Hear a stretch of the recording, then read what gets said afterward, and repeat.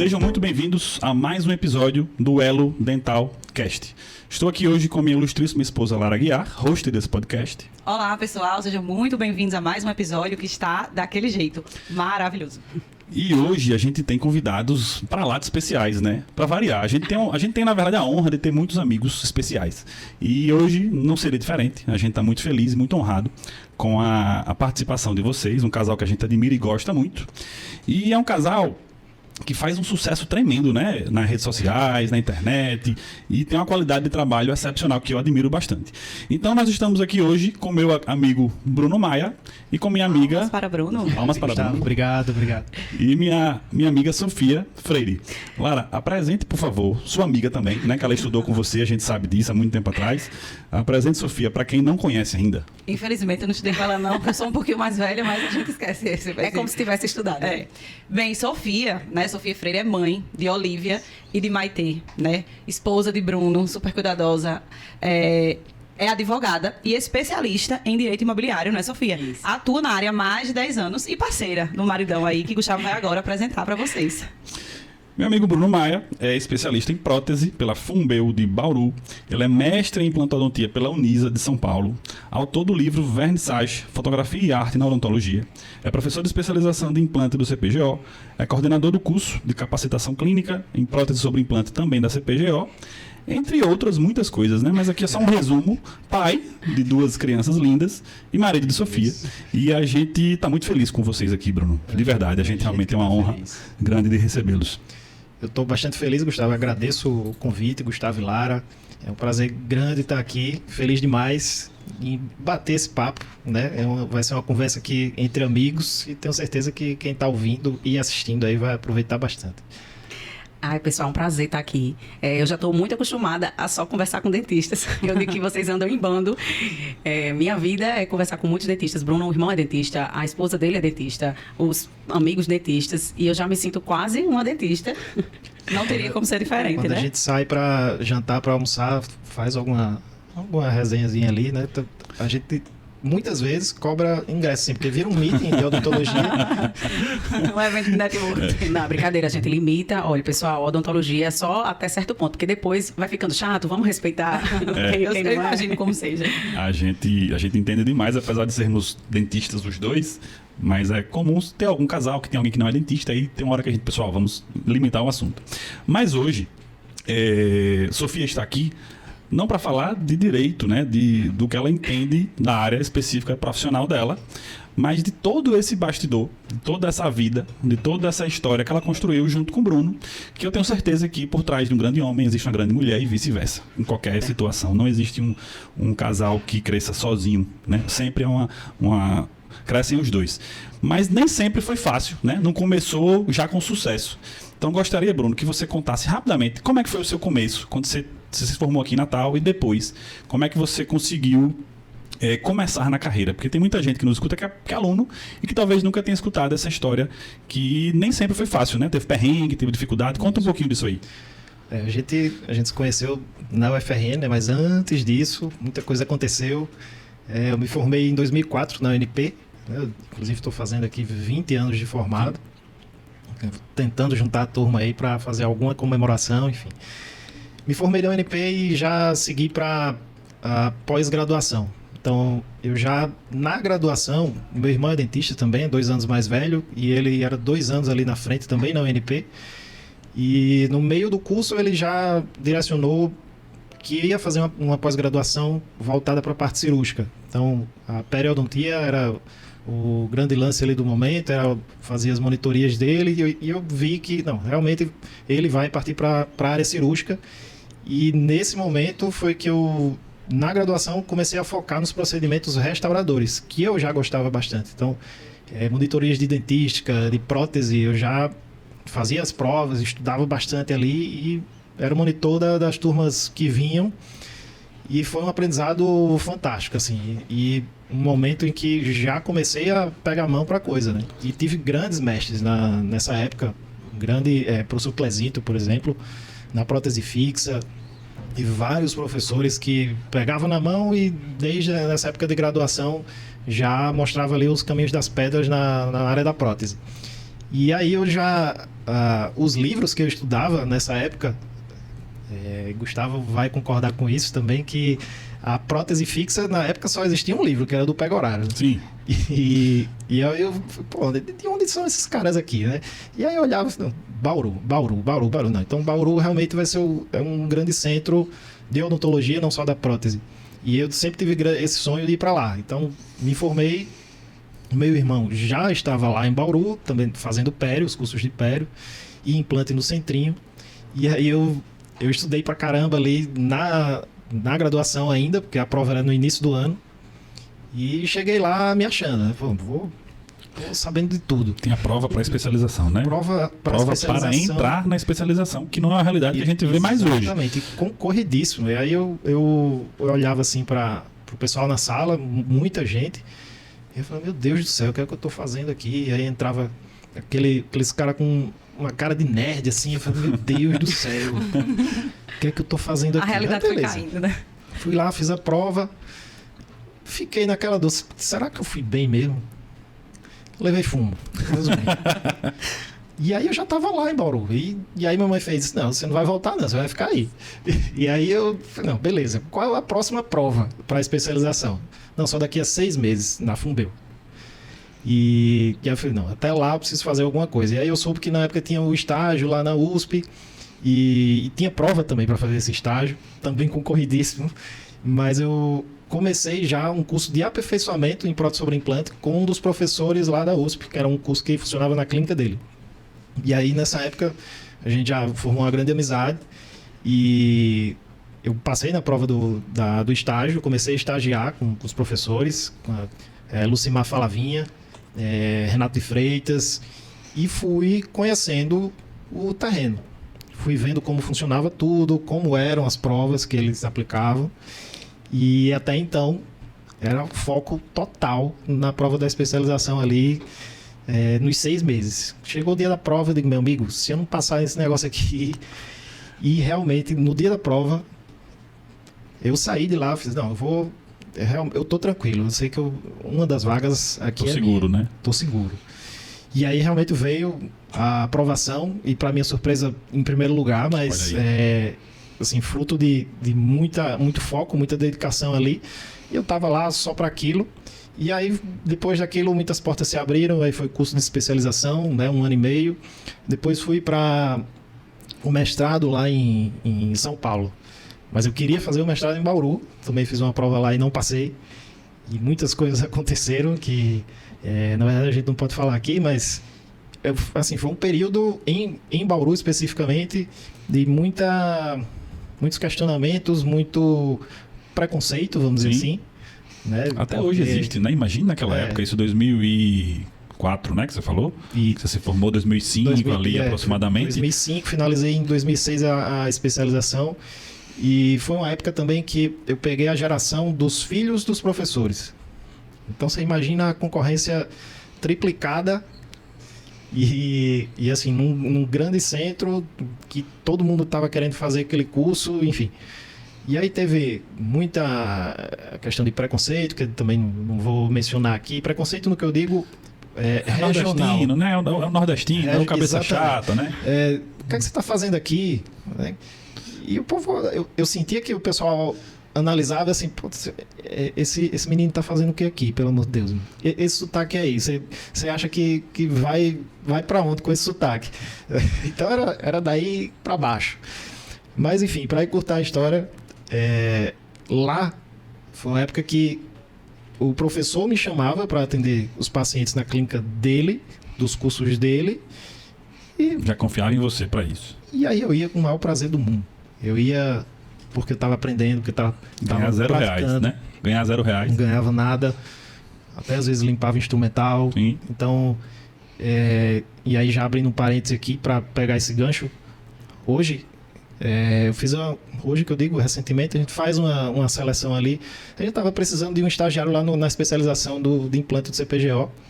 E aí, vamos dizer assim, o que estava querendo fazer estágio, o cara chegou, mas eu vou ganhar quanto aqui para acompanhar vocês? Mas eu olhei assim, O que você vai ganhar aqui é incalculável, né? É conhecimento, não é retorno financeiro. Pois é, eu Mas pensei... essa é uma realidade de todas as áreas, eu acho hoje, que assim, os alunos eles estão muito mais preocupados com essa vantagem que eles vão ter do que com realmente o aprender. E eu acho que isso é uma lição até para os alunos que ouvem aqui, né, que se importem mais com o crescimento profissional, porque essas oportunidades não aparecem toda a vida, né? E às vezes você se forma, eu vejo, às vezes Bruno compartilha comigo questões de alunos do CPGO, por exemplo, que poderiam já estar muito mais avançados profissionalmente se tivessem essa expertise, se tivessem aprendido isso talvez no estágio. Isso é interessante porque é um assunto que a gente já tem tratado aqui, outros convidados falaram, né? Como é diferente o nível de preparação que a gente saía da faculdade e que os alunos saem um pouco hoje, porque a gente tinha muito mais clínica, né? A gente tinha muita mão na massa naquela época. E a questão da experiência é o que conta. Eu fiz estágio, eu fui uma das poucas que fiz estágio durante a minha faculdade, na época da clínica integrada. Gustavo depois também até participou comigo.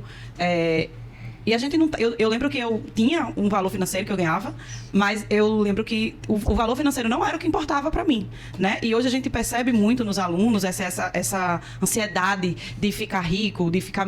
Teve um convidado que falou, eles querem sair com um ano, querem estar ganhando 50 mil reais. E não é assim. Existe um caminho a ser trilhado. A gente não sai da faculdade e está pronto e vai. Então é muito interessante tudo isso que Bruno colocou, porque é uma realidade muito diferente da que é hoje, né? Provas, já pensou praticamente outro vestibular para poder entrar na especialização e se tornar especialista. Então, realmente, a realidade e as dificuldades que você passou foram bem diferentes da que existem hoje, né, Bruno? Isso, e aí em 2007 eu fiz a prova de seleção do mestrado lá na Unisa, com o Wilson Sendic, e também era outra concorrência, era desafio atrás de desafio, né? E aí também essa seleção lá foi bacana porque era uma outra escola, era um outro mundo, né? Em São Paulo, totalmente diferente lá de Bauru.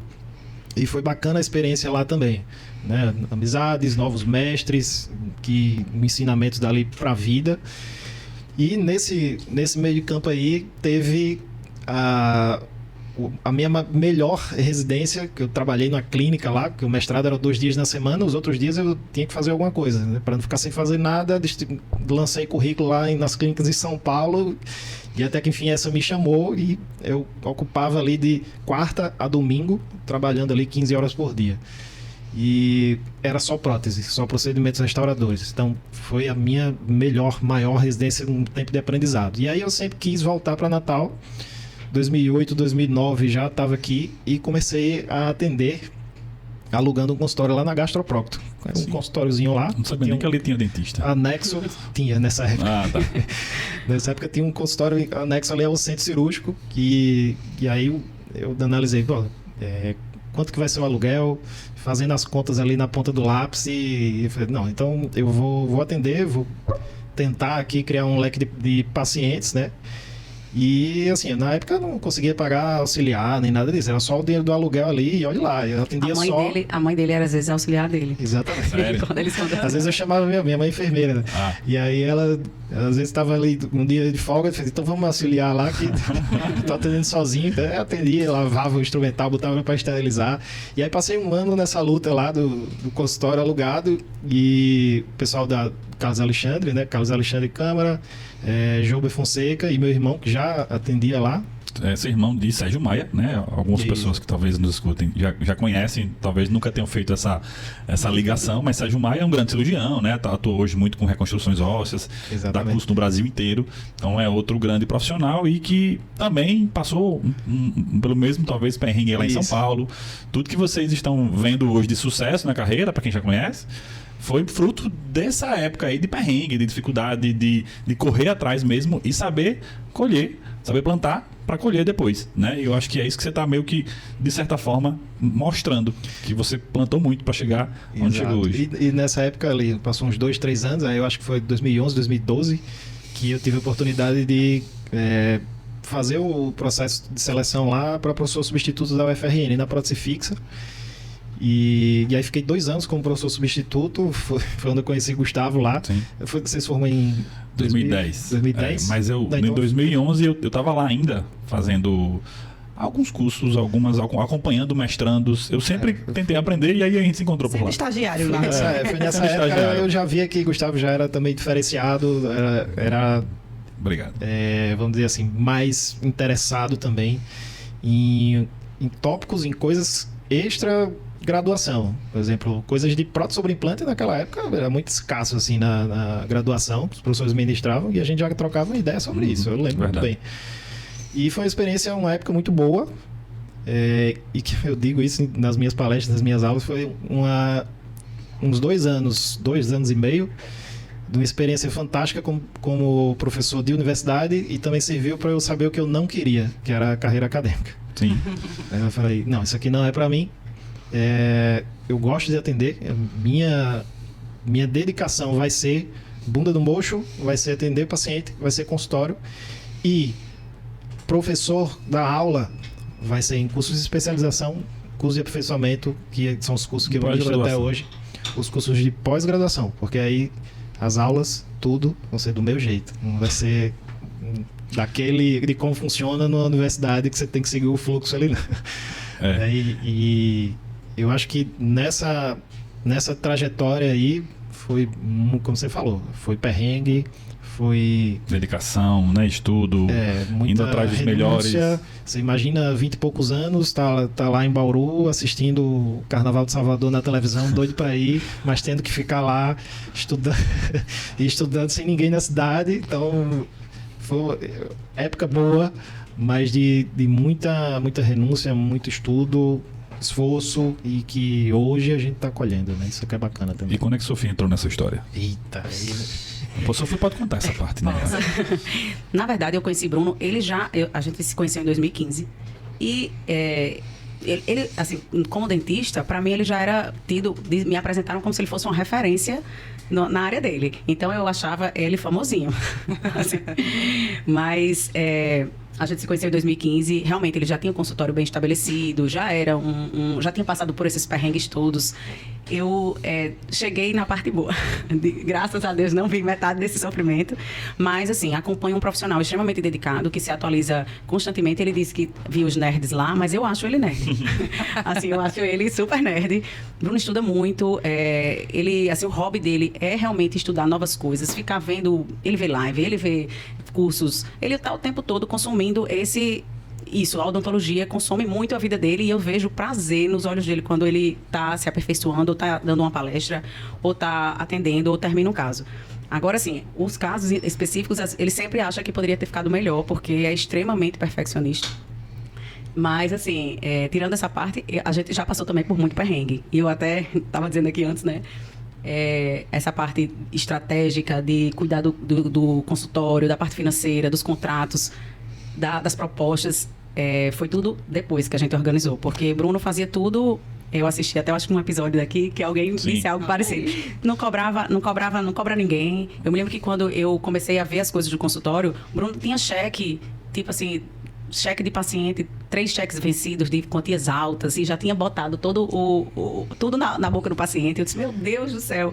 Então, foi um trabalho organizar essa parte burocrática, que hoje eu acho que ele já funciona muito bem, e eu nem preciso mais olhar nada.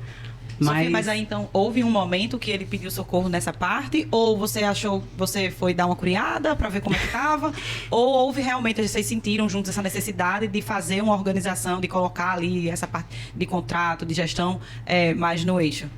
Não houve um convite, mas quando você já começa a pensar assim, a gente namorou 2 anos, então quando a gente começou a pensar em casar, em morar junto e tudo, eu comecei a ter interesse em tomar. Eu vi ele estressado com essa parte burocrática. Eu acho que Bruno, ele tem uma veia muito... comparo ele muitas vezes a um artista, que ele lida maravilhosamente bem com a parte técnica dele, mas com essa parte burocrática ele é meio... Ela percebeu que era meio amador. Da parte burocrática vamos dizer assim, de vendas, processo. Né? Gestão. Que a gente não aprende na faculdade. A gente não aprende. E que você vai aprendendo aos trancos e barrancos ali, a não ser que você faça cursos paralelos, enfim. E aí acho que ela foi percebendo também nessa forma de administrar E assim, apesar de eu ser advogada, eu trabalho há 10 anos numa empresa. Então, eu lido muito com gestão de negócios, com dinheiro, com contratos, então, essa é muito meu dia a dia. Eu digo que eu não sou mais nem advogada, eu sou resolvedora de problemas. Quando alguém quer resolver alguma coisa, me aciona. E é muito isso o meu dia a dia. Então, para mim, foi muito natural tomar conta dessa área que já é mais ou menos o meu dia a dia.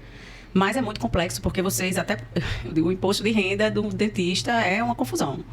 Então, assim, é muita documentação, é muita coisa. E tinha umas besteiras, assim, que eu achava que faltava, sabe? Que era um processo de atendimento do cliente. Bruno, pessoa que mais gosta de fotografar casos, já deixou de fotografar um caso específico que depois, lá na frente, a gente viu que precisava ter fotografado inicialmente e não fotografou. Não era só a parte também financeira, era criar um processo de rotina do consultório. O que é que você tem que fazer, o que é que você não tem que fazer, em que momento eu vou entregar a minha proposta, o meu orçamento, como é que eu vou passar.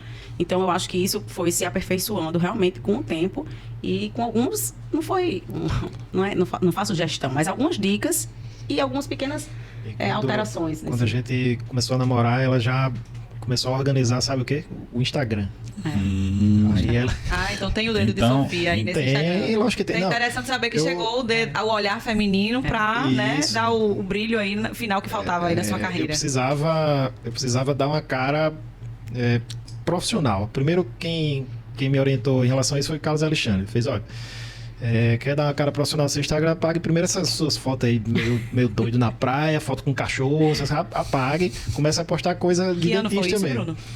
Ixi, aí foi, acho que 2000 foi mais ou menos nessa época aí de professor de faculdade. E aí eu comecei a postar algumas coisas, mas assim, não tinha caso para mostrar. Tava começando. E aí era aquela bem cadenciado. E sem muita coisa para mostrar. E aí chegou essa época aí, 2014, 2015, foi que quando a gente se conheceu, eu pensava assim no Instagram, não, eu não tenho caso para mostrar, eu vou meio que fazer alguma coisa artística. E aí já rolava o lance de foto, de fotografia mais elaborada, fotografia com estúdio, fotos artísticas, mas eu pensava, meu Deus do céu, eu preciso de uma boca bonita pra ter fotos bacanas aqui, né? Não, eu vou foto artística assim, meia boca. Não, eu quero uma boca bonita pra pegar ela assim, a boca e fazer várias fotos e aproveitar, né? Quando eu achei essa boca, eu terminei casando com ela.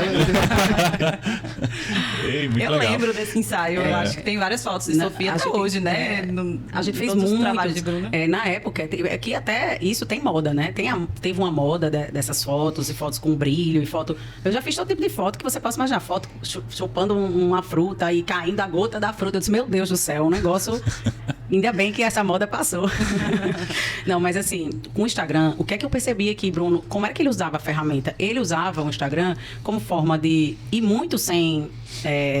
assim, não tinha rotina. Ele usava o Instagram como forma de divulgar um curso que ele já dava de fotografia, por exemplo, presencial. Aí ele postava um teaser. Ele já gostava de fazer essas coisas. Então, ele postava um teaser do curso, um folder. Gostava de fazer também folders com músicas. Tinha umas coisas legais que ele fazia. Só que eu via muito pouco... propósito naquilo. E aí eu dizia, você tem que postar. Só que eu acho que vinha dessa carga técnica muito forte e ele tinha muita vergonha. E ele dizia que era um grande mico ficar se expondo no Instagram. Eu me lembro que ele dizia assim, o povo vai achar que eu tô precisando muito, apelando, porque era meio que um tabu. E foi por muito tempo. E assim, em 2018, a gente já estava casado, foi quando surgiu a oportunidade dele lançar o primeiro curso online, foi quando eu me envolvi muito realmente nessa parte profissional do Bruno. E ele tinha muita resistência a isso, muita. E foi bem, assim, a gente foi caminhando em passinhos bem lentos. E o que eu tô gostando desse podcast, sabe o que é? É porque os nossos convidados, eles desenrolam sozinhos. Você tá prestando atenção? Que a gente nem precisa perguntar. Eles conseguem formular aí uma história e eles é um bate-bola ali que eu tô achando excepcional, porque não perdem tempo da pergunta. Mas outra coisa que me chama, só um minuto, outra coisa que me chamou muita atenção é que parece até que é planejado, mas não é, mas todos os nossos convidados que apareceram até aqui, que vieram até aqui, a dor e a queixa é a mesma. Eu tinha vergonha, era mico, eu estar no Instagram parece que eu tô precisando, eu não quero fazer isso. Mas também teve a questão do momento em que você percebeu, não, eu preciso organizar tanto o Instagram quanto a parte de gestão. Então, no caso de Bruno, ele teve aquele olhar feminino de Sofia, que chegou, deu uns toques ali no consultório, deu uns toques ali no Instagram. E hoje Bruno é uma estrela, né, no Instagram. Quando assim, eu comecei a namorar com ele, ele não tinha nem 5 mil seguidores no Instagram. Eu tinha mais seguidores no Instagram do que ele. E eu me lembro que eu dizia, Bruno, isso aqui E eu acho muito engraçado que hoje, quando ele dá palestra, ele fala do momento zero da verdade. Que é quando você realmente vai naquele... Eu quero... Alguém lhe indicou, Bruno. Aí eu quero ver quem é. Aí vai lá no seu Instagram, vai ver a sua... Enfim, quem é você, o que é que você faz. Eu posso entrar em detalhes? Por favor, deixa... Mas você não... Eu dizia, Bruno, isso aqui é quem vai lhe dizer. Muita gente vai acessar isso aqui, a gente já acessa. É a vitrine. Mas a gente não tinha essa percepção há, sei lá, 8, 9 anos. Sim. Não era tanto assim. Não era tão profissional. Vergonha. Eu lembro que era vergonha. Quem fazia sentia vergonha. Sabe? Até hoje, é uma dor de, eu diria, 80%. Pensando em dentista, mas até abrindo isso para outras áreas também. A gente tem amiga advogada que liga pra gente às vezes, a gente nem se acha essa uma pessoa, entre aspas, famosa, mas tem gente que já liga pra gente, ei, como é que eu faço pra começar? Vocês são tão desenrolados, eu não me acho esse desenrolado todo na rede social. Pra gravar vídeo, eu gravo 10, 15 pra postar e tal.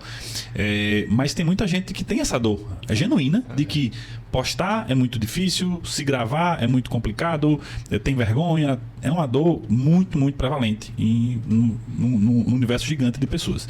E é um dos motivos, até desse podcast aqui, é destravar isso, principalmente para dentista, claro, mas que as pessoas tenham coragem. Porque se você quer bom, se você quer ético, se você quer honesto, não mostra o seu trabalho, você deixa o palco vazio para quem não é fazer. Verdade. E aí a gente perde espaço, a gente deixa de mostrar quão bela é a nossa profissão.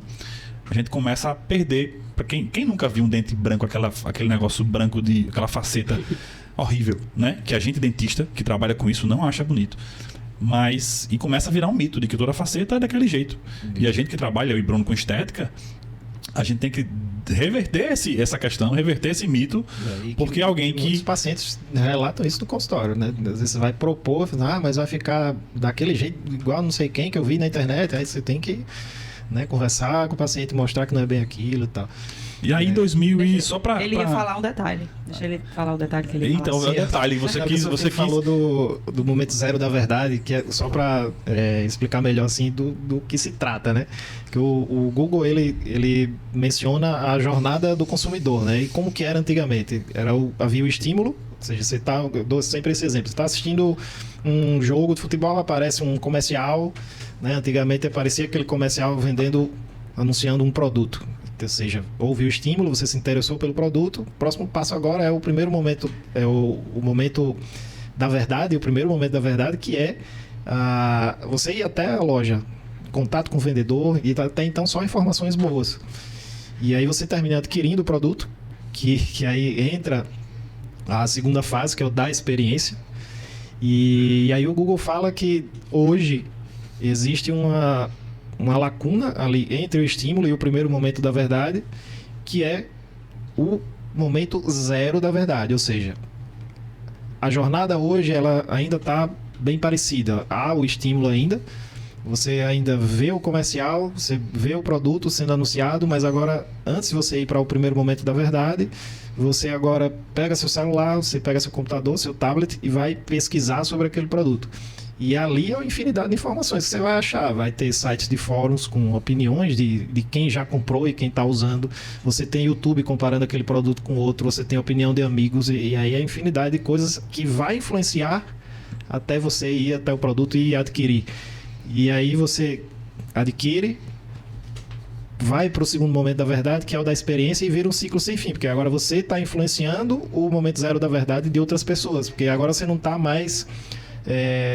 vamos dizer assim, só usando aquele produto, você está avaliando ele também. E o Instagram hoje é o grande momento zero da verdade de todo mundo praticamente, né? Porque eu acho que hoje, quando você vai ver um profissional, você não joga tanto no Google, mas você vai no Instagram daquela clínica, daquele profissional. Ou uma hashtag, ou alguma coisa assim. Sem dúvida alguma, você quer ir ver os casos antes e depois. Se eu for no restaurante hoje, a primeira coisa que eu faço é entrar no Instagram para ver as fotos. Então, se não tem foto dos pratos do restaurante, eu já fico, meu Deus, como é que não tem foto do prato?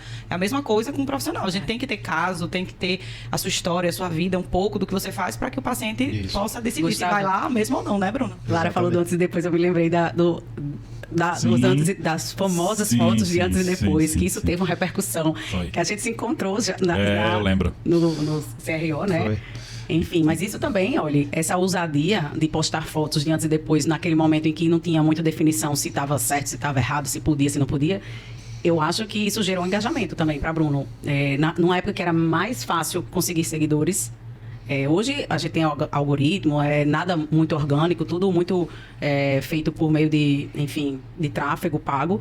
Mas na época, acho que teve uma ascensão no Instagram de Bruno muito grande por causa dessas postagens de antes e depois. Pela coragem de ser pioneiro, Pela coragem né? de enfrentar isso. E a gente... E você também teve, que eu sei. Eu acho até que é quase que um período em comum aí da nossa vida. A gente gostava muito de fotografia odontológica, né? Bruno tem um livro de fotografia odontológica, é um dos maiores nomes do país. Obrigado. Dessa área de fotografia odontológica. Eu aprendi muito com o Bruno. Eu cheguei para a clínica de Bruno, como é que você faz isso aqui? Não sei se você lembra. Não, eu tenho esse equipamento. Quando eu vi ele debaixo da mesa, era um braço assim, ó, que tinha 2 metros para cada lado. Eu falei, como é que você consegue segurar a câmera com esse peso e esses flashes que ficam distantes? Não, ainda tem isso aqui. Era um negócio tipo uma folha que aumentava ainda mais. Eu falei, cara, não dá pra bater essa foto. Não dá, não tem condições que você precisa dessa. Cara, pra ficar bem feito, é assim. Porque aí você tira a luz direta, você põe uma luz indireta e tal. Então, Bruno sempre, como a Sofia falou, sempre foi muito perfeccionista, né? Claro que o excesso nisso é um problema. Mas pra gente que trabalha com estética, com arte, com uma coisa muito manual, também tem o seu lado positivo, né? Você dar sempre o seu máximo, querer sempre aquilo que fique o mais belo possível. Isso eu gosto bastante. Eu também tento pensar nessa mesma linha de raciocínio. E aí você conseguiu construir, primeiro, né? E já tô falando até um pouco de odontologia digital aqui. Você começou a utilizar a fotografia a seu favor, né? Começou a utilizar o Instagram até por um estímulo de Sofia. Bruno, vai lá, vamos postar mais isso, vamos criar. Eu achei interessante que ela falou assim, vamos ter um propósito. Que muita gente hoje não tem, de fato, um propósito. Posta e não usa aquilo de forma mais profissional. Hoje você tem mais 120 mil seguidores nas redes sociais. É um talento, né? É algo que não é todo mundo que consegue esse número. Mas eu queria que vocês contassem mais. Eu acho que a gente tem que lançar luz em cima disso. Como Sofia lhe estimulou, como você usou essa fotografia odontológica e como isso virou um curso online depois? Eu sempre gostei da fotografia. Assim, foi uma consequência, na verdade. A fotografia, eu sempre ministrei cursos de prótese sobre implante. No meu dia a dia clínico prótese, sempre foi. E sempre gostei de fotografar. E quem olha também o Instagram vê uma evolução técnica das fotos também. Mas eu tinha essa pegada artística, criativa, mas não sabia usar. E Sofia, ela conseguiu impulsionar bastante bem isso daí, né?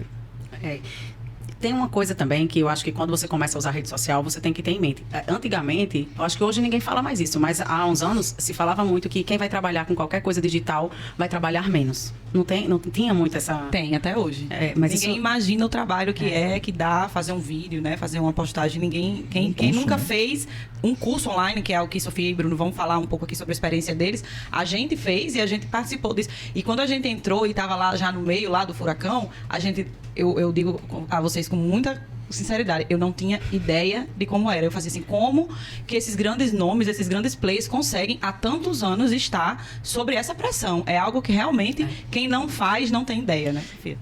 E assim, pra gente, foi muito... A gente ainda surfou nessa mentira de que seria menos trabalhoso. Mas muito rapidamente também a gente viu que isso não era... Porque para você fazer postagens de foto, seja ela artística ou foto odontológica, eu tinha que passar um dia todinho com a boca aberta, com não sei quantos afastadores, com foto de trás para frente, de frente para trás, com todos os tipos de flash, twins, flash circular, flash de estúdio. Eu dizia, meu Jesus, era um dia... Eu dizia, meu filho, você tem que botar o botox em mim, porque a minha boca vai ficar cheia de ruga, que ele vai ficar aberto. Mas, assim, era muito... Aí, às vezes, não, vamos chamar um maquiador profissional para fazer bocas diferentes, porque a nossa criatividade também esgota. Então, você precisa de algo novo, de algo mais perfeccionista. Mas é muito difícil. E na época que a gente começou com isso, não tinha tanto vídeo como hoje. Hoje a rede social é de vídeo. Era mais de foto. Então, pegou muito nessa onda. Foi bem, assim... um encontro perfeito. Ele gostava de fazer, tirar foto, e estava muito na rede social ainda com fotos. Não era geração TikTok e Reels que a gente fica hoje fazendo vídeo. Era muito foto. Você falou um dado interessante antes de começar aqui o podcast, que a gente estava conversando sobre isso, foi em 2018. Cara, 2018 era muito diferente. Muito diferente. Bruno gravou primeiro... Assim, a gente está aqui num podcast, que é um formato muito novo. Os primeiros aulas do curso online de Bruno foram gravadas com um Samsung S9, no consultório. Dentro do consultório, Num num tripézinho, ele sentado numa cadeirinha e dando aula num celular. E foi como a gente lançou o primeiro curso de fotografia odontológica de Bruno foi lançado com essa gravação, zero profissional. As chamadas eram feitas sem nenhuma produção. Vamos aprender, aqui Bruno fazia isso aí muito bem. Era uma época que ainda era possível fazer isso, né? Hoje, você vai gravar uma coisa, a realidade de estrutura tem que ser bem diferente. E eu vou confessar que uma coisa a gente sempre se inspirou muito, né, nas fotos de Bruno, porque Gustavo também sempre gostou de foto e eu também gostava de ser modelo. E eu lembro que teve duas coisas que me marcaram muito nessa época de foto, porque a gente tirava um dia, fazia 1000 fotos, aí tinha, às vezes, conteúdo para meses, né, para postar. Hoje você tira um dia, quando dá 15 dias, acabou o conteúdo. Então eu lembro de uma foto de água, era uma foto bebendo água, assim, era uma garrafa caindo e a água batendo no lábio. Eu bebi. Acho que... Imagina os bastidores. Eu bebi uns 5 mil litros de água. E aí, uns 5 litros de água. 5 mil não, uns 5 litros de água. E Gustavo fazia, não, tá ótimo. Mas eu fazia, não, Gustavo, vamos só mais um pouquinho. Aí chegou uma hora que eu disse, eu não aguento mais. Aí ele se empolgou e tirou essa foto. Mas eu lembro que essa foto da água, a gente não tem tantas fotos como Sofia e Bruno tem, mas eu lembro que essa foto da água foi uma das fotos que estão lá no meu Instagram. Depois o Maicon quiser mostrar lá no final, é uma das primeiras fotos. Essa foto, eu bebendo água, a câmera ela pegando. E aí depois o outro episódio foi na época, justamente, foi 2018, foi a Copa de 2018. Eu disse, Gustavo, vamos. Eu vi uma cabeleireira fazendo um editorial de penteados, cada maquiagem de acordo com o país. Eu disse, vamos fazer uma boca de cada país. E assim fizemos. Chamei duas amigas. Eu me lembro. Chamei duas amigas, uma maquiadora. Lá em casa, a gente afastou o sofá, as coisas na sala para poder fazer esse estúdio. E Gustavo passou a tarde inteira tirando foto. Mas a gente teve foto para postar. Até hoje, o Gustavo, às vezes, ainda usa as fotos, porque ficou muito bacana o trabalho que foi feito dos países que eram em alusão à Copa do Mundo que estava vindo. Eram os países da Copa. Então, eu lembro que a gente olhava o Instagram de um e tinha uma ideia. E vamos fazer assim também.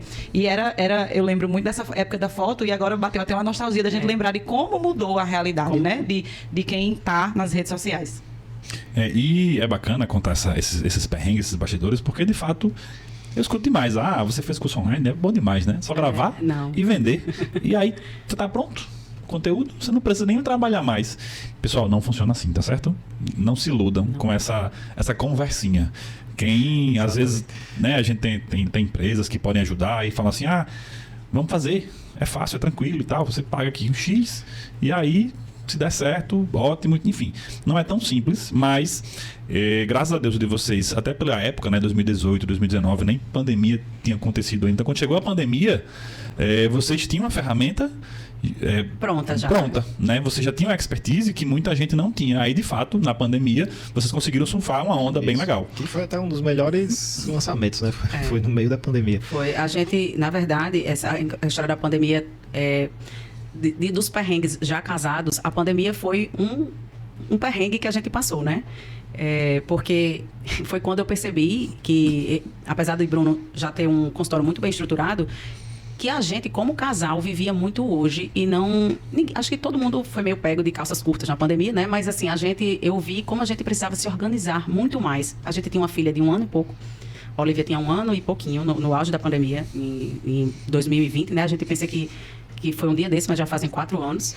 Então, ela tinha 1 ano e pouco e a gente fechou tudo, aquela história fecha tudo. E eu disse, meu Deus... A gente tinha acabado de se mudar, tinha feito um investimento num apartamento, tinha não sei o que, lá. E eu disse, Bruno, a gente precisa realmente agora... Faca nos dentes. Faca nos dentes. A gente precisa fazer esse negócio, ser o seu negócio, o nosso negócio, o nosso casamento, ser de sucesso e se organizar. E aí foi quando, acho que, realmente deu um start, assim, pra mim. Eu disse, eu vou planilhar todos os gastos daqui de casa, da clínica, do consultório. Porque Bruno ficou, acho que com o consultório fechado... uns 2 meses, fechado. E foi quando a gente viu realmente qual era o custo de ter um consultório.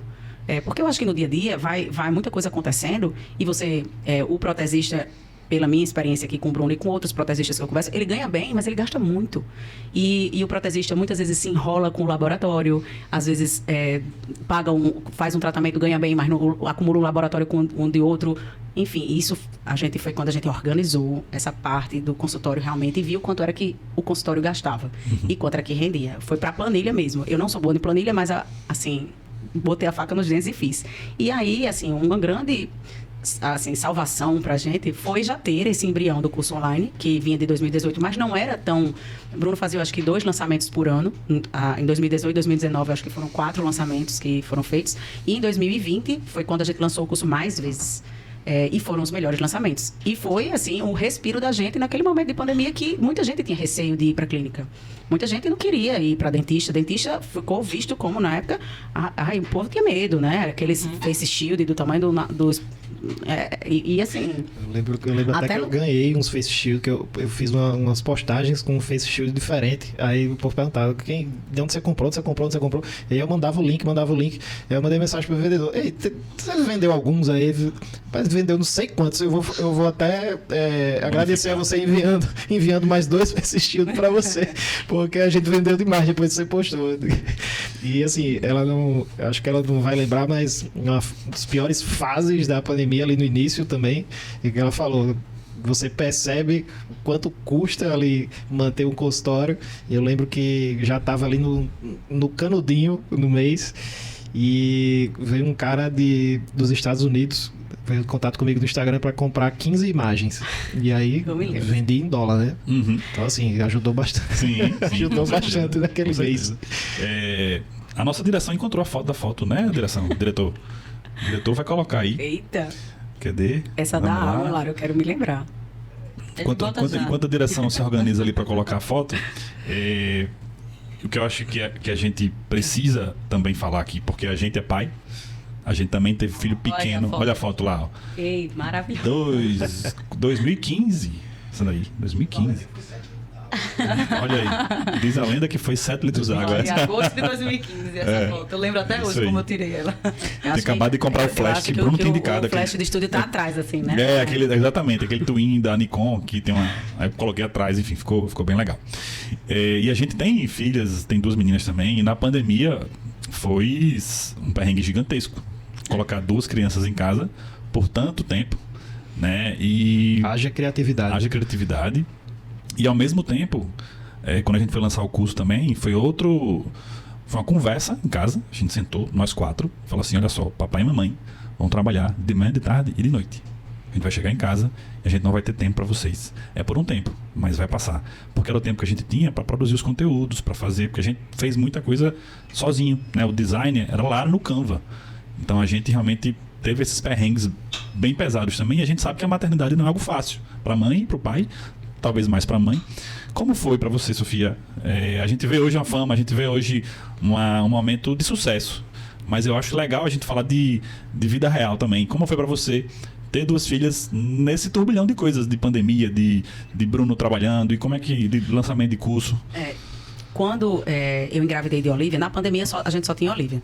Quando ela era muito pequena, assim, acho que as meninas elas já tinham condições de você ter uma conversa, né? Assim, ela não entendia.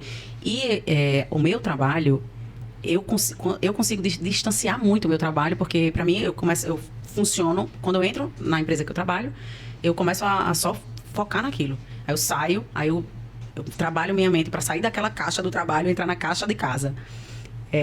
Eu consigo fazer essa separação. E na pandemia, interessante, porque não é todo mundo que consegue. Eu mesma não consigo.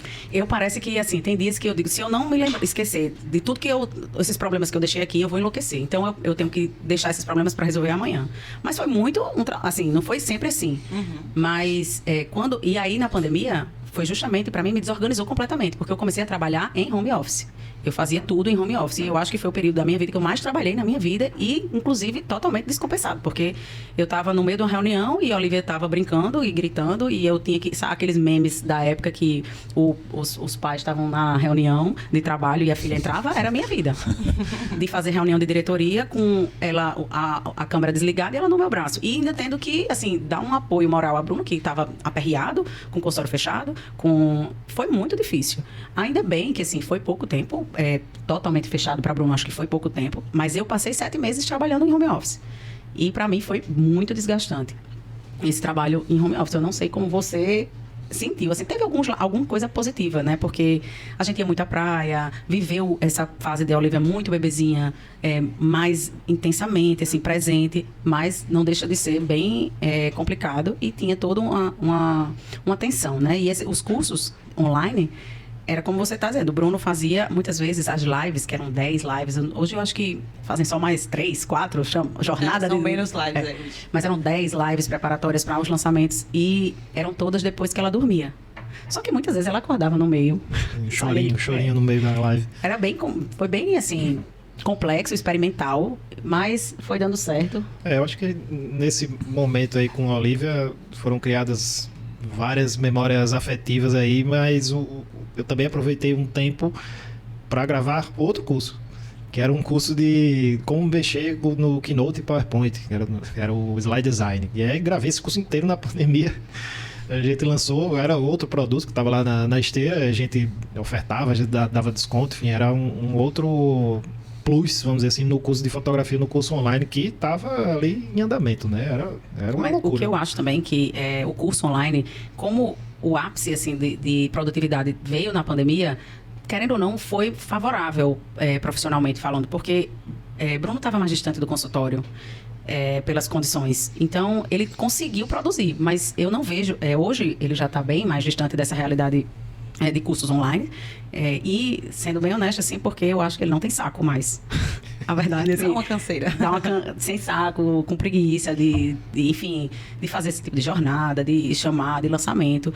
E foi muito bom nesse período, porque eu acho que ele tinha condições de dedicar. Eu acho que não é real o que muitas vezes pessoas querem passar, que você pode conciliar perfeitamente seu consultório com a produção de conteúdo online. Eu não vejo isso como uma verdade, porque você não consegue, é muita coisa. Você tem que ser o produtor, você tem que saber o seu conteúdo. A cabeça não descansa em nenhum momento. Não são só as aulas que estão lá na plataforma. A gente sabe disso, que você precisa produzir conteúdo para aquecer ali a audiência, como é que chama, né? O aquecimento. Tem uns vídeos, né, que tem que ser captação de leads. As aulas. Não é só aquilo. O conteúdo já está pronto e você não precisa fazer mais nada. Seu curso já está gravado. Você vai vender antes de gravar o curso. Não, é assim que... A nossa realidade durante a pandemia foi um pouco diferente, porque as meninas eram um pouco maiores. A gente pensa assim, elas eram maiores, elas entendiam, mas elas não aceitavam o fato de estarem dentro de casa. Então, a gente tinha que se virar nos 30 para tirar elas de casa. A gente morava num apartamento bem menor do que a casa que a gente mora hoje. Então, era muita energia acumulada de todo mundo, né? Eram 4 pessoas com muita energia acumulada. Então, realmente foi um período difícil. Eu lembro que nessa época existiam algumas pessoas que já estavam nesse meio, né, do curso online, como o Bruno. Eu e Gustavo, diferente de Bruno, a gente não fechou o consultório. A gente acho que ficou só uns 15 dias com o consultório fechado. E depois voltou, porque os pacientes de ortodontia não tinha possibilidade de eu deixar sem manutenção muito tempo. Às vezes tinha paciente que quando fechou já estava no dia de fazer manutenção. Como é que eu iria deixar ele mais um mês, 15 dias sem, né, com o ferro machucando, enfim. Então, essa não foi a nossa realidade. Mas, ao mesmo tempo, a gente diminuía um pouco o atendimento e a gente começou a estudar sobre o digital nessa época, justamente na época da pandemia. Existiam algumas pessoas que a gente já se espelhava, né, via e dizia, nós vamos chegar lá. E aí, acho que foi em 2022 que Gustavo lançou a primeira turma e que a gente chegou para as meninas e conversou e teve essa conversa e disse, nós vamos agora algum tempo se dedicar. E tem até uma história muito engraçada que eu cheguei para elas e a maneira como os pais falam com as crianças, né, marcam as crianças. Eu cheguei para Sofia, a minha Sofia, cheguei e disse o seguinte, a gente vai trabalhar muito por um tempo, vão ser 3 meses, a gente vai trabalhar, vai atender de manhã, de tarde, à noite a gente vai ter que gravar, papai vai fazer live, final de semana a gente vai ter que gravar, então vocês vão estar fazendo outras coisas, mas eu juro, eu prometo a você que vai ser por um tempo e que se Deus quiser a gente vai ganhar muito dinheiro. Isso vai valer a pena porque a gente vai ganhar o dinheiro. Aí ela falou assim pra mim, mãe, mas vai ter dinheiro pra comprar um iPhone? E aí o negócio dela assim, muito dinheiro era comprar um iPhone na cabeça dela. E aí depois ela chegou pra coordenadora da escola, foi alguma coisa que teve na escola e eu não pude ir, e ela falou, mas a minha mãe não veio porque ela está trabalhando muito para ganhar muito dinheiro. Aí a coordenadora me ligou, pelo amor de Deus, o que está acontecendo? Pelo amor de Deus, foi de tudo que eu conversei com ela, de uma conversa de 1 hora, foi isso que ela captou.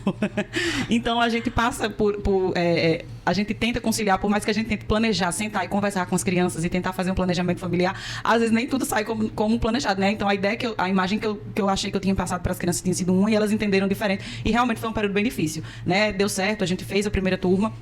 do curso online. O Gustavo agora está até lançando de novo o curso presencial, não online, porque agora ele, como o Bruno, quer saber de tudo muito presencial, né? A gente quer tudo ao vivo, mas realmente é uma dedicação familiar enorme. Eu tenho que aproveitar essa levantada de bola, né, que a minha esposa fez mais uma vez, que a gente combina isso, apesar de não parecer brincadeira. Nos dias 29 agora, de maio, 1º e 2 de junho, vou fazer uma turma aqui em Natal, um curso presencial, de 3 dias intensos aí, de uma imersão completa em odontologia digital. Então você é amigo dentista que quer aprender, quer usar essas ferramentas do seu consultório, quer destravar o digital, quer melhorar a experiência do seu paciente, quer transformar o seu atendimento. Esses 3 dias podem, de fato, mudar a sua realidade clínica. 29, 1º e 2, agora no finalzinho desse mês e no começo de junho, tá certo? Fica o convite. Quem tiver interesse, eu vou deixar um link aí para você saber mais sobre tudo que eu vou conversar lá e vai ser bem legal. A gente já precisa começar a terminar a conversa. Passa assim, né? Eu tenho uma pauta aqui enorme ainda para conversar. Eu acho que a gente vai ter que chamar vocês de novo para conseguir concluir toda a pauta. Então, eu vou resumir aqui nas últimas perguntas. Eu acho que a gente tem que deixar aí um ensinamento para quem está começando agora, que eu tenho certeza que tem muita gente nos escutando que está começando agora, ou para quem já está um tempo, mas ainda está querendo, sabe, dar aquele estalo. Qual a dica que você daria, meu amigo Bruno e minha amiga Sofia também, se você é dentista ou é casado com um dentista, e o que você pode fazer, uma dica para quem está começando, para quem, enfim. Eu acho que eu sempre falo que para o pessoal de graduação, para o recém-formado, seguir aquela linha que eu segui. Formou, vá atrás de novos conhecimentos, se aperfeiçoar, fazer um curso de aperfeiçoamento, uma especialização, um mestrado, adquirir conhecimento, formar base, para daí então ir para o mercado de trabalho já de uma forma mais forte e mais sólida, vamos dizer assim. E aí eu acho que você consegue ali, aos trancos e barrancos, se tiver gestão ou não, né? Se tiver uma pessoa para lhe agregar, como eu tive, tudo vai fluir mais fácil. Eu acho que o pessoal está se formando e, como a gente já comentou aqui, né? Está tendo um pensamento, uma cabeça muito imediatista. Já querer ganhar dinheiro, né? É o estagiário que quer lhe acompanhar e quer que você pague ele, né? Ele não tem esse pensamento de que vai estar ali do seu lado, vai estar aprendendo, vai estar praticando e adquirindo conhecimento. Não, ele quer dinheiro no bolso. Então, peraí, acho que não é bem por esse caminho. Eu vi recentemente uma reportagem falando sobre a geração Z, né? Como é que eles querem, como é que eles enxergam o mercado de trabalho. E falava que, assim, eles não só querem esse resultado muito rápido, mas eles também não querem ocupar cargos de liderança, ocupar posições de liderança e trabalhar pouco, mas em compensação querem ser bem remunerados. E isso, eu posso até estar errada, enfim, quem sou eu aqui para deter o conhecimento de ser dona da verdade, mas eu acho isso muito equivocado. O resultado, ele não vem em área nenhuma sem dedicação e sem esforço. E talvez, não que eu acho que a pessoa deva ser workaholic e trabalhar integralmente, sem tempo para filho, sem ver... Não, mas eu acho que, principalmente nesse começo, o começo da sua fase profissional, às vezes você não é casada, você não tem filho, você está na época mesmo de ralar, de conhecer, de passar perrengue, de buscar um conhecimento, de fazer uma pós-graduação, de fazer estágio voluntário. Eu, na minha área, fiz muito estágio voluntário. Mais de 1 ano estagiei voluntário sem receber nada. E eu acho que o jovem precisa dessa consciência de que as coisas não vêm de mão beijada e que para você chegar aonde as pessoas que você admira chegou, você vai ter que ralar. E eu vejo isso na minha área, vejo isso na área de vocês também. Sem dúvida alguma. Hoje eu estava ouvindo um podcast e uma das frases que ficou para mim do episódio que eu ouvi era com Luana Carolina, que ela tem uma frase que ela disse até tatuar no pulso, que era para não esquecer nunca. É assim, bom você se torna. Então você nunca vai, você só vai ser, você vai se tornar. Tudo é um processo de construção. Você não sabe fazer uma coisa, não sabe gravar um vídeo, ainda não é um protesista de sucesso, mas você se torna. Bom você se torna. Então tudo na vida é uma construção, seja para qual área for. Pra gente encerrar, você já deu uma dica aí que eu acho super valiosa. Inclusive, foi como eu comecei também, né? Mais ou menos. Assim que eu me formei, eu até falei com Lara, a gente já namorava. Lara, esse momento é um dos principais momentos da nossa carreira. É a pós-graduação. É aqui que a gente diferencia o joio do trigo. É nesse momento, pós-graduação, que o que você faz, de fato, vai lhe diferenciar no mercado. Essa era a minha visão. Porque, para mim, graduação era o básico. E eu acho que ainda é o básico. Você ter uma boa técnica ali de graduação de base é o básico. Agora, a especialização e o que você vai fazer de fato como especialista é o que vai lhe diferenciar no mercado, e ter alguém, um mentor, alguém que você acompanhe, né? Eu trabalhei também um bom tempo com o Dr. Alexandre Dias, enfim, ele me deu uma oportunidade de estar lá com ele, e por um bom tempo eu só acompanhava, né? Só ouvia, acompanhava a consulta. E aprendi muito mais do que eu aprendi em especializações. Que pena que chegou ao fim, né? Tem mais alguma coisa que você queira perguntar? Tem, um bocado, mas infelizmente nós temos que encerrar, né? Daria pauta aqui para mais 1 hora de conversa, sem dúvida alguma. Mas não é conversa, gente. Eu tô passando aqui, ó, e a gente não conseguiu chegar. Mas Tem um a monte de gente. história que a gente queria contar, mas né? fica o gostinho do próximo encontro. Eu acho que Vai tem lá, que ter Bruno. Eu só, puxando ainda a sardinha da fotografia e odontologia digital, eu sempre falo que a fotografia odontológica ela é a porta de entrada para a odontologia digital, né? E que quando você começa a usar, é um caminho sem volta. Então, tudo que você começa a enxergar mais, com mais detalhes, você não consegue mais largar aquilo. Seja com uma lupa, um microscópio, mas a fotografia é o mais acessível e vai ser a porta de entrada ali. E eu sempre falo eu dou um exemplo de um aluno do CPGO, que ele ia fazer a cirurgia dos implantes, que a gente falou, ó, esse caso aqui a gente vai fotografar. E aí ele ficou muito nervoso, se organizou ali e tal, e ele disse que fez a cirurgia assim, se esforçou o máximo porque a cirurgia ia ser fotografada, e depois quando ele foi reabilitar o paciente, que ele viu o paralelismo dos implantes que ele colocou depois de reaberto, foi, olha aqui, né, se achando, né, mostrando para mim, faz, olha aqui o posicionamento, mas também, né, a cirurgia sendo fotografada, eu tive que dar o meu melhor. Então faça o seguinte, trabalhe sempre pensando que o seu procedimento vai ser fotografado, porque quando você começa a fazer isso, você se torna um profissional bem mais crítico ali com o seu trabalho, né? Eu acho que é talvez a sua melhor dica do dia da podcast.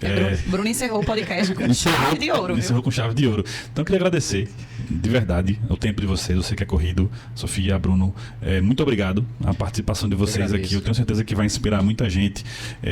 Muita gente acompanha seu trabalho na internet e gostaria de saber esses bastidores, né? Gostaria de saber como foi o começo, como foi esses perrengues e como hoje você chegou onde você está. Então, parabéns e muito obrigado. Muito obrigada, pessoal. Sigam nos acompanhando. Gostaria de lembrar que vocês nos visitem nas redes sociais, lá no nosso Instagram. Deixem dicas, deixem sugestões, digam, sugiram convidados. A sua opinião é muito importante pra gente. Para quem quer conhecer mais sobre Bruno, o nosso diretor está passando aqui, né, diretor? O diretor tem que ir o combinado, diretor. A gente não pode esquecer desse combinado. Tem que falar o Instagram do convidado. Para quem quer conhecer você, Brunão? Isso aí, @BrunoGFMaia. Sofia M. Freire. Sofia M. Freire.